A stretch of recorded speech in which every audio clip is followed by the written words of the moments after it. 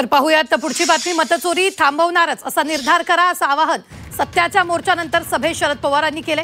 विचारधारा वेगळी असली तरी आपण सगळे एकत्र आहोत, संसदीय लोकशाही टिकवण्यासाठी एक व्हावं लागेल असं आवाहन त्यांनी केलंय.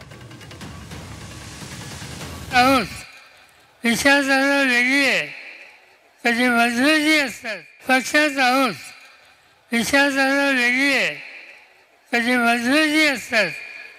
पण आज देशाची संसदीय लोकशाही ही शिकवायची असते, मताचा अधिकार हा शिकवायचा असते, तर तुम्हाला मला एक व्हावं लागेल. मी तुम्हाला खात्री देतो.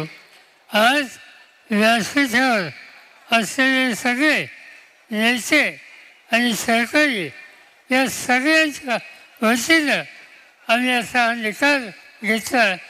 काय पडेलची किंमत देऊ, पण ही चोरी थांबवू आणि या देशाची लोकशाही टिकेल कशी याची खबरदारी घेऊ.